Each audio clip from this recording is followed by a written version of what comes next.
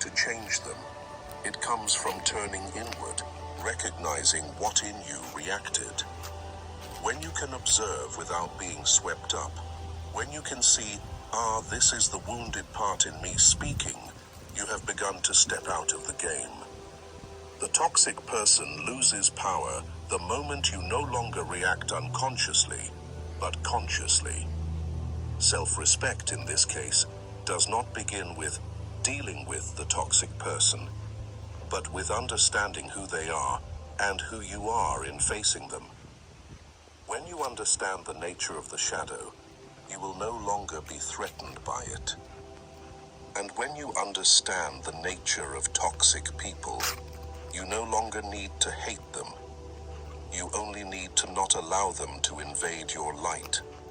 For as Jung once said, one does not become enlightened by imagining figures of light, but by making the darkness conscious. Part 2. 5 principles for maintaining self-respect in the face of toxic people from Jung's perspective. So, what must we do to hold steady when standing before them? Understanding alone is not enough. Recognizing the shadow is the beginning, but living awake amid it is the true journey. Because in reality, even if we know they are reflecting our own pain, emotions still rise, and instincts still urge us to respond. It is precisely in that moment that self-respect is tested, not by resistance, but by awareness. Not by winning over others, but by not losing yourself. Below, we will go through 5 practical principles that Jung might smile upon witnessing. Ways to preserve self-respect without becoming someone else. If what you have read so far makes you feel you understand yourself better, leave a small sign, a like, a subscription, not for the algorithm, but as a silent commitment. I am learning to look within myself, because only when we are together, keep this flame of awareness alive, does that light spread far. And now, let us step into the next part, where understanding becomes practice, and Jung's theory becomes the strength to hold your value in the moments that seem most likely to make you lose it. Number 1. Recognize the shadow and refuse instinctual reactions. There is a truth that Carl Jung saw more clearly than most of us. The most dangerous part of a person does not lie in the toxic one out there, but in the unconscious reaction within us when facing them. When someone insults, offends, or belittles you, the instinctual part in us, formed by ancient survival instincts, immediately rises. You want to counterattack. You want them to hurt as you are hurting. But it is precisely in that moment that you are being controlled by your own shadow. And if you do not recognize it, you will become the mirror, reflecting exactly the person you despise. The first step in practicing shadow recognition is to accept that the shadow exists. Everyone has a part that is aggressive, arrogant, petty, and selfish. The difference is only whether we dare to look at it or not. When you encounter a toxic person, the angry reaction, the hurt, the desire to prove yourself right, that is the voice of the shadow part in you speaking up. Instead of denying or hating it, observe it like a psychologist observing their patient. For example, imagine you are in a meeting and a colleague bluntly criticizes your idea in front of everyone. Heat spreads across your face, your heart pounds, your mind floods with sharp retorts. In that moment, the shadow part in you is taking control. But instead of acting, try pausing and asking yourself, which part of me is reacting? Is it the fear of being dismissed? The feeling of powerlessness from not being recognized? Or anger from past humiliations? When you can name the true emotion, you have separated yourself from it. Recognition, is the first step to freedom. The second practice is to maintain a space between emotion and action. When someone attacks, we react immediately. When we feel offended, we fire back. Yet that gap, just a few seconds, is where you reclaim mastery over yourself. The next time someone sets you ablaze, try slowing down for 3 seconds. Count in your head. 1, 2, 3. In those 3 seconds, breathe deeply. Feel the anger in your body like a rising flame. Then imagine you are standing outside, merely observing that flame instead of being burned in it. That is the moment of consciousness, where you are no longer controlled by the shadow. Next, practice rewriting your reaction in writing, instead of letting it control you through action. After a clash with a toxic person, open your journal and write, "Today, when she criticized me, I felt." Write it all, the anger, the hurt, the injustice, not to complain, but to illuminate the emotion. When you write it out, you transform the shadow's energy into words, and words are light. Many are surprised to realize that just writing it down halves their anger, because at that point, the emotion has been brought into conscious light. Jung called this the process of shadow integration. But to avoid instinctual reactions, understanding alone is not enough. You need to transform the emotional energy. Emotions do not disappear when you suppress them.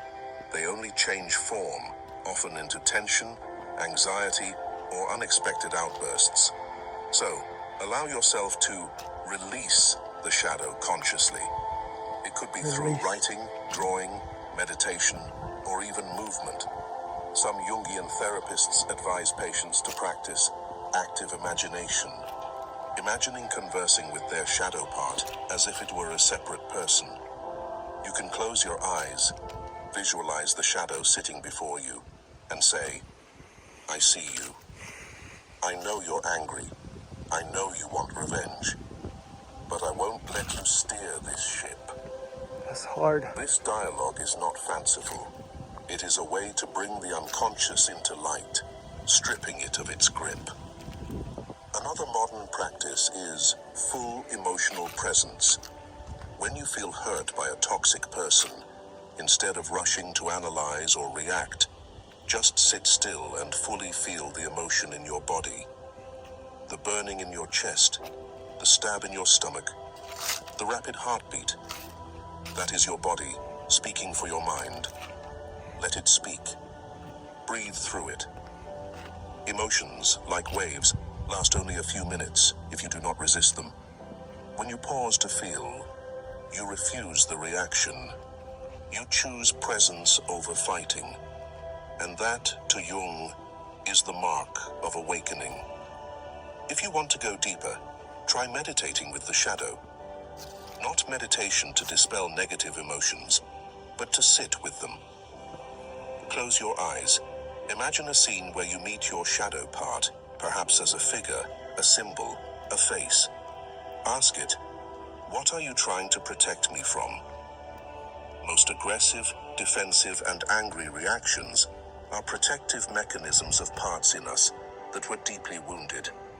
When you listen instead of resisting, the shadow begins to melt. Because the shadow does not vanish by defeating it, but by understanding it.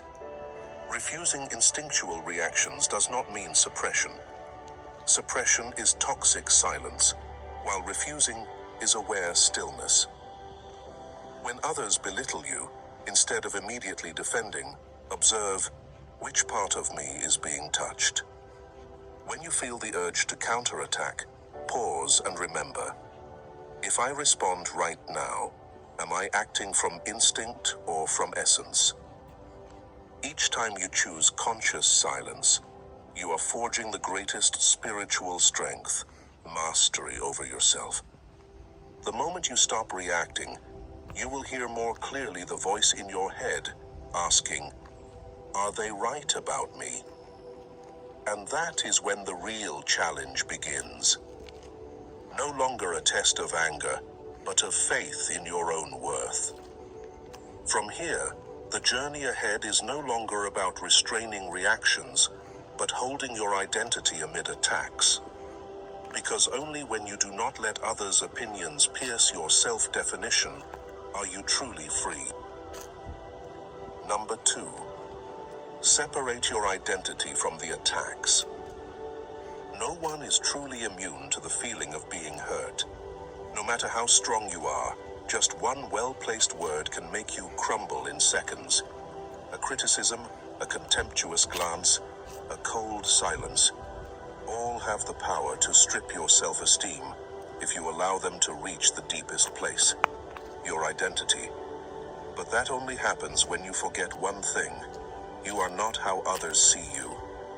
You are the one who sees yourself. Carl Jung once said, "The self is not only the center, but also the whole circumference which embraces both conscious and unconscious." When someone attacks you, they are not truly harming your essence.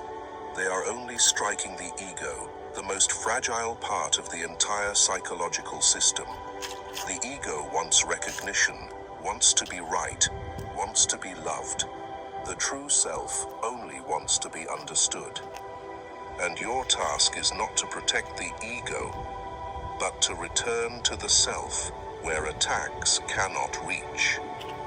So how do you practice that in real life? Start by listening without absorbing. When someone criticizes you, instead of reacting immediately, imagine a transparent glass pane between you and them. Their words echo. You hear clearly, but they only touch that pane and fall away. You still see, acknowledge, but do not let it penetrate. The first feeling may be hurt, but when you do not wear that emotion as your own, it fades. This is the practice of non-identification awareness, a skill Jung considered core to mature consciousness. This practice is not denying reality, but repositioning perception. When someone says, "You're so useless," you have two choices. One is to let that statement pierce your mind, merge with your identity, and become, "I am useless." Two is to let it stop at the door of awareness and ask, where is this person speaking from? From what pain in them? Most attacks are not truths about you, but truths about them. They say it to lighten their own burden. And when you see that, you stop believing they are talking about you. Another, deeper practice is to create a safe inner space for yourself. Try imagining a place in your mind where you feel completely whole, perhaps a natural scene, a quiet room, or simply your breath. Each time you are attacked, return to that place. Inhale, silently think, "This is me." Exhale, "What they say is not me." Do this a few times, and you will feel separated from the emotional storm.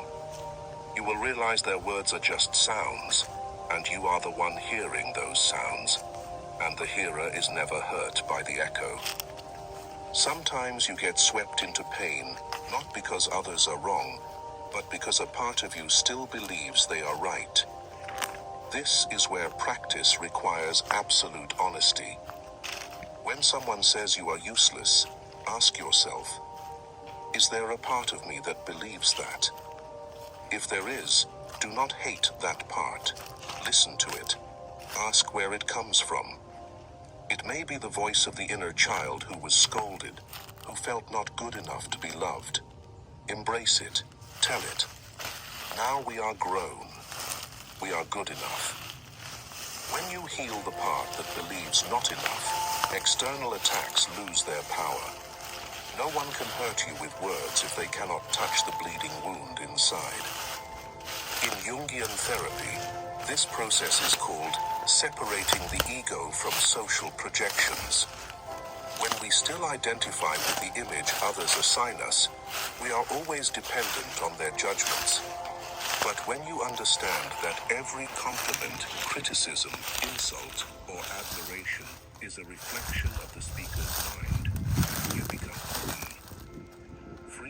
praise, because you know it does not define you. Free from criticism, because you know it does not diminish you. A very powerful practice is stepping out of the frame. When emotions surge after an attack, close your eyes and imagine you are watching a movie. You see two characters, you and the other, arguing. Look at the whole scene. Unattached to any character, you are just the observer. As the observer, you no longer feel offended. You see the entire situation as a psychological manifestation, not a personal assault. And the miracle is, just doing this for a few minutes, your body relaxes, your heart rate slows, and your mind clears. When you step out of the role, you return to the self. And if you have ever had such a moment where you manage to pause, see yourself before reacting, and realize you are no longer a victim of others' words, share it with us in the comments. Not to share a story, but to prove that awakening is real, that humans can rise above hurt through awareness alone. Sometimes just one honest account from you is enough to give someone else the courage to stand still in the storm. Yes. Finally, remember, no one has the right to define your worth except you. When you absorb this, every attack becomes a distant echo. You can hear without being hurt, see without being swept in. When you no longer let others' words define who you are, you do not just protect your self-respect, you return to your essence, where every attack dissolves like smoke in the wind. Number 3, do not mirror the toxicity. However, understanding your worth is not enough. Holding your energy is the real challenge. And that is when not mirroring begins. This is the deepest challenge in the journey of self-respect. How to not reflect the toxicity while still maintaining your dignity and strength. For mirroring is the natural reflex of the mind. When we are hurt, the unconscious immediately erects a protective mechanism, and we fire back to affirm our right to exist. But it is precisely in that moment that we stray from consciousness. We act from the shadow, not from the light.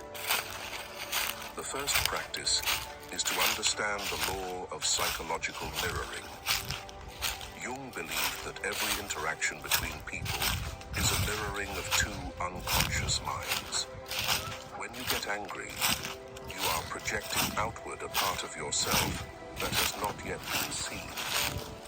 When someone is toxic, they are projecting their wounded part onto you. If you react like them, it means two shadows are talking to each other. The true selves of both have vanished. Imagine two mirrors placed facing each other. The light no longer reflects. Only endless repeating images remain. The unconscious operates like that. It creates loops of reaction and hurt until one side is awake enough to stop. Stopping, therefore, is a spiritual act. Not because you are weak or accepting defeat, but because you choose not to become a channel for toxicity. A person who has undergone psychological awakening will not ask, how can I make them see their mistake? But rather, how can I not become what I despise? This is the boundary between the one still in the unconscious and the one who has stepped into the light of the self. Try an example. One morning, you arrive at the office and a colleague mocks you. Probably late again because you were busy staring in the mirror, huh?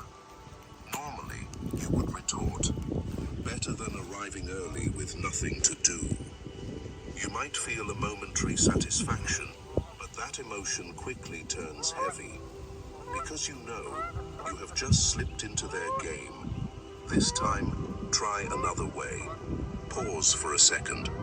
Look them straight in the eye, smile lightly and say, you look tired today. Hope everything's okay, then turn away. No anger, no sarcasm. You have just done what the ego hates most, not reacting. But that is exactly how you break the mirroring loop. The toxic person has no energy to cling to because you have given them no foothold to continue. An effective practice is to observe the emotion right in the moment it arises. When someone insults you, instead of thinking, "How should I respond?" redirect the question to, "What is my body feeling?" You might notice your chest heating up, your throat tightening, your hands trembling. Notice it, breathe deeply, and simply tell yourself, "This is anger, not me." By naming the emotion, you have separated yourself from it. You are no longer the mirror reflecting, but the one looking into the mirror. Another deeper practice is to dissolve the mirroring with conscious compassion. This is not easy, but when you see the pain behind toxic behavior, hatred gradually dissolves. Not because you justify them, but because you understand the mechanism. Someone who constantly belittles others may have once been belittled themselves. A person who always needs to win may carry a childhood fear of losing. When you see that, instead of mirroring back, you are left with only one feeling. They are in pain.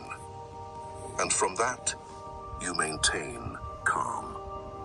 This compassion does not make you weak. It is the highest form of self-respect because it requires you to be strong enough not to be poisoned. There are times when you will feel you must say something to defend yourself. But remember, mirroring is not just in words, but in the energy you carry. If you speak to prove yourself, you are still in their game. If you speak from clarity, you are breaking it. So try speaking with the energy of the self, calm, clear, without retaliatory emotion. Instead of, "Don't talk to me like that," try, "I won't continue this conversation while the tone remains like this." Short, decisive, without hatred. The wall of mirrors collapses when you do not throw back the brick they hurled. The world is not short of toxic people, but what matters is not how many of them you encounter, but how far they can reach into you. If they only touch the ego, you will react. But if you live from the self, they only hit emptiness. Like an arrow shot into the void, it cannot hurt anyone. It just falls in futility. At this point, you are not just defending yourself. You are acting like one who is individuating. The person who knows who they are, knows what they need, and no longer requires anyone's permission to protect it. And that is when we move to the next journey. Setting boundaries, the behavior of the one who is individuating. Number 4. Setting boundaries is the behavior of the one who is individuating. Setting boundaries, first and foremost, is an act of consciousness, not opposition. It does not begin with, "I will teach them a lesson," but with the question, which value in me needs protection? When someone crosses the line, we often focus on their behavior, what they did, and what they said. But from Jung's perspective, the act of setting boundaries turns inward, not outward. It helps us become clearly conscious of our inner boundaries. What hurts us, what nourishes us, what makes us feel we are disappearing. Imagine your soul as a house. Everyone who enters brings their own energy, scent, and emotions. If you do not know how to lock the door, they will come and go as they please, leaving a mess, and then leave. Setting boundaries is learning to master the door. Who is invited, who is not, and under what conditions they can stay. Not to isolate, but to keep that house, yourself, from being disturbed. In reality, many people do not not set boundaries, not because they do not know they need to, but because they fear. Fear of being hated, fear of being seen as selfish, fear of losing the acceptance they believe love depends on. But as Jung pointed out, fear is a sign that we are still living in the shadow of the persona, the social mask we use to be loved, to be recognized. The one who is individuating begins to remove that mask. They understand that love does not require trading oneself, and true harmony comes only when two people respect each other's boundaries. Setting boundaries, in essence, is a right of individuation. It declares that you no longer live to be accepted by others, but to honor your soul. Each time you say no to what hurts, you are saying yes to your true self. Jung once said, "The privilege of a lifetime is to become who you truly are." The greatest privilege of a lifetime is to become who you truly are. And you cannot become yourself if you are always dissolving into others. A simple but powerful practice to start is to write your energy boundaries. Write 3 complete sentences like an inner oath. I have the right to leave conversations that make me feel small. I do not need to justify resting. I am allowed to disappoint others if it means being honest with myself. Each morning, read them as a reminder. Because boundaries are not something you erect once and done. They are a state of consciousness maintained every day. Another practice is to set boundaries with energy, not just words. Toxic people are very sensitive to signals of power, not external power, but inner energy. When you say, "I don't want to talk about that," but inside you are trembling with fear, they will push further. When you say the same sentence, but your heart is steady as a rock, they will stop. Because boundaries cannot be set with weakness, they can only be held by one who has harmonized both their light and shadow. And perhaps most importantly, setting boundaries is not an act of separation, but an act of love. When you say no to what is wrong, you are protecting your capacity to love. Because love cannot bloom in resentment, and kindness cannot grow on a foundation of exhaustion. The one who knows how to set boundaries does not love less. They love in awareness. You do not need to shout, explain, or prove. True boundaries do not need to be understood. They only need to be respected. When you are clear about yourself, others will adjust on their own. And if they do not, you remain at peace because you know self-respect does not lie in others understanding you, but in not betraying yourself. It is in that silence that the energy of the individuated one transforms into presence, still, deep, unshakable. And that is also where the Jungian journey leads us, to the stage of the one who has integrated the shadow, the one no longer driven by the need to react, but simply existing quietly as themselves. Number 5.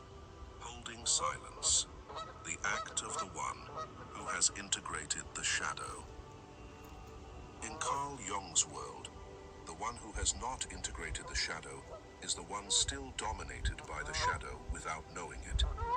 They need to speak, to react, to prove, because they are still fighting themselves.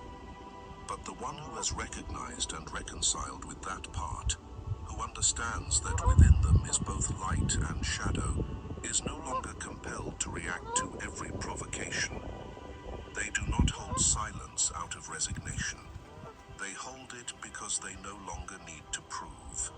Imagine you are sitting in a room with someone who always attacks you, words sharp as knives, tone full of sarcasm. Normally, you would feel your blood boil, wanting to retort, to get justice. But this time, you just listen. No justifying, No defending. You look them straight in the eye, breathe deeply, and choose silence.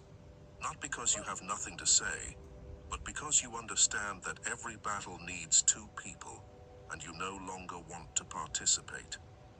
In that moment, you do not lose, you rise above. Holding silence is the manifestation of transformed energy.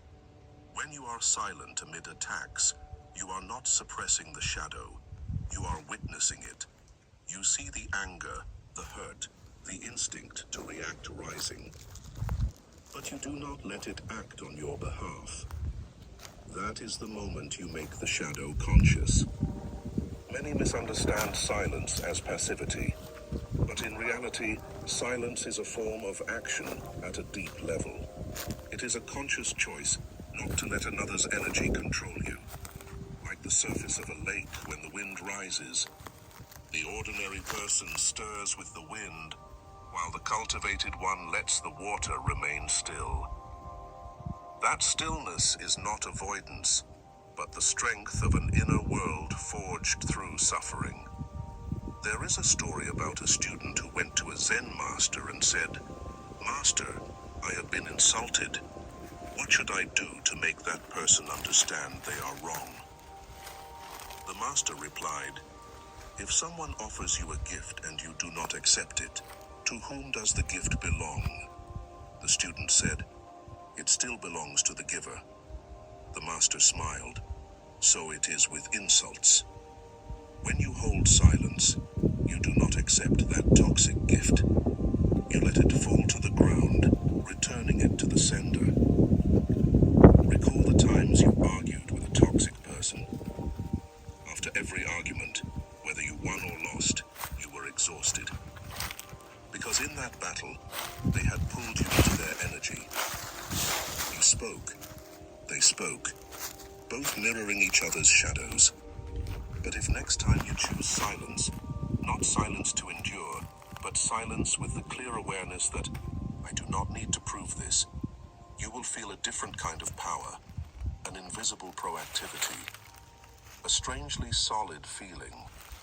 Because you have just withdrawn your energy from the game, you are no longer being dragged. You stand at the center.